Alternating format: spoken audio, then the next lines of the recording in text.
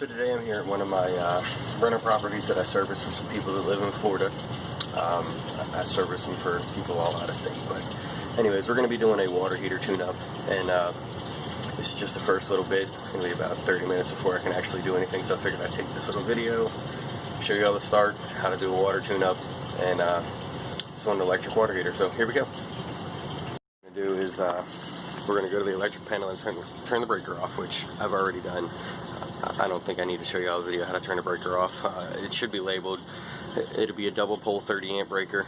That's for your water heater. And you want to come down here and you want to turn your supply water off.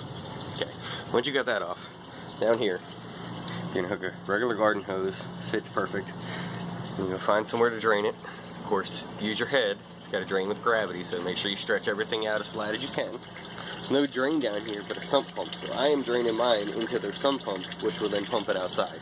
Makes it easier for me because water doesn't flow uphill, and I'm in the basement. So then, you know, some have a screw, some take a flathead. You loosen this up and they'll let it drain. Once it drains for a little bit, I come up here to the pressure relief valve and open this up, and then lets it flow air through. It'll actually drain a little faster. So we're gonna let this drain and then we'll get back to it. Okay, guys, so here's the old element, or the new element, I'm sorry. They just screw in and out, use an 1.5 inch socket. This is what I use right here.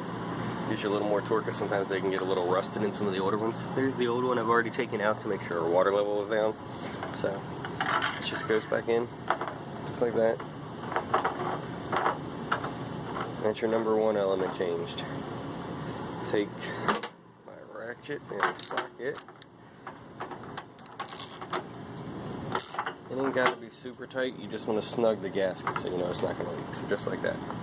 And this is the old element. I always take a picture so I remember where the color of the wires go, because they do vary from hot water heater to water heater. So we're going to swap that out next. So we got the old element out. I'm trying to figure out how I'm going to be able to hold this and do this at the same time. So put the new one back in. It's just got little clips in there. They snap down in place just like that. Okay. Now, I took a picture of the wires, but for the most part, I remember how my wires go back, because I've done hundreds of these, regardless of the color. I pretty much always tell where it goes what. So I'll do a couple of them here, and then I'm going to double check, because I always do, just because I don't want to mess anything up. But show y'all. So wires go on just like so. Slide them in the groove. Take your screwdriver. Tighten them up, just like that. Remember to take a picture of how your wires go, so you always know you got it back right. And that's it. You just match your wires back how they were. We've got the top done. I've got it rewired, the new element, the new thermostat in. This is basically it. Just rewired. I mean, the colors change from time to time, but ultimately, it's usually the same setup always. So this is after you replace it. You always want to make sure this little reset button is reset for when you go to turn it back on. Now, I always turn my temperature up in between where they give it to you at, so between 125 and 150. Gets the water a little hotter, especially in like a house like this where there's a lot of people. You can use less water, you know, less hot water and more cold water, so to let your tank last a little longer. Some people don't, though, because the water can get quite hot, but just a personal preference of mine. The bottom element and thermostat are a whole lot simpler. Thermostat is just 2 wires, and then of course your element is exactly like up top, just 2 wires. So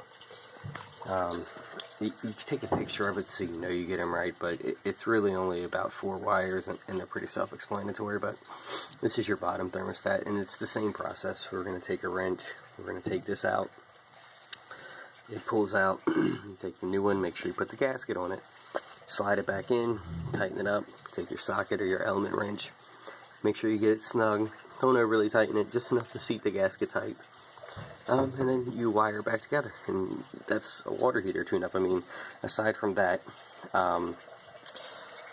you know, sometimes the pressure relief valve goes bad, which will make it drain out of this pipe here. Its purpose is to make sure that the hot water doesn't build up more pressure than the tank can withstand. And there's anode rods in here. They're made out of zinc that allow the water to corrode something so that the tank doesn't rust. But aside from those two other items, you've basically replaced everything minus the steel tank. Operation-wise, should be good for another 10 years as long as nothing rusts out or your pressure valve doesn't go out. That's it.